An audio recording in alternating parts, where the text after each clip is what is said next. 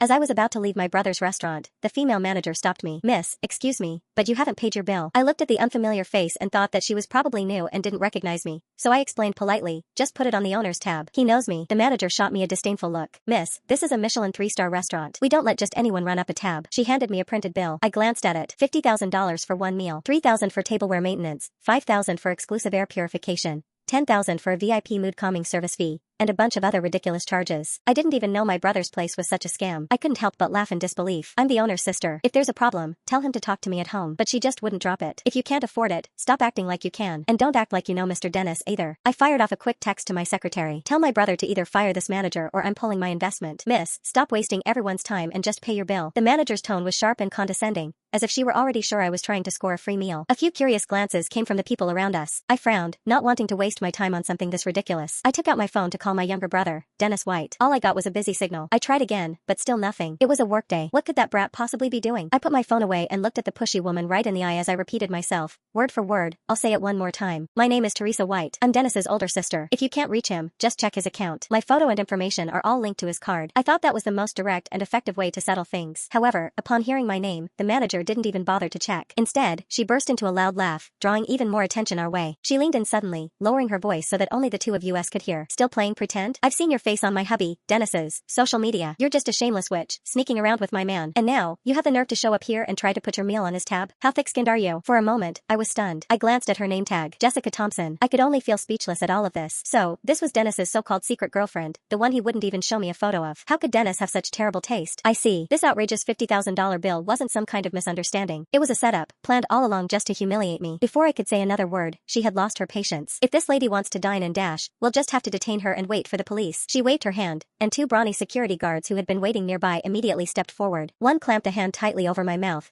while the other twisted my arms behind my back like I was a criminal. I struggled, but it was hopeless due to the difference in strength. Ignoring my furious glare and the shocked looks from the other guests, they dragged me roughly toward the kitchen. They then dumped me into a storage room that reeked of disinfectants and leftover food. The door slammed shut, cutting me off from all light and sound outside. In the darkness, the manager, Jessica, didn't say a word. She simply lifted her foot that was clad in a high heel and kicked me hard in the stomach. The pain was so intense that I curled up on the floor, my stomach churning. "Spending my man's money, huh? Trying to seduce him?" she screamed, her voice tinted by jealousy and rage. Standing over me, she ordered the two guards and said, "Beat her up and don't hold back." The two security guards were clearly on her side. Without the slightest hesitation, they started to punch and kick me. I clenched my teeth, keeping inside every cry and groan. It felt like my bones were breaking and my innards were scrambling. Jessica kept screaming, "Who do you think you are? You're nothing but a leech. I told you, I'm his sister. If you don't believe me, ask Dennis yourself. Call him right now, and I'll speak to him." I tried to explain, but she didn't care at all. She only raised her hand and stopped the assault when I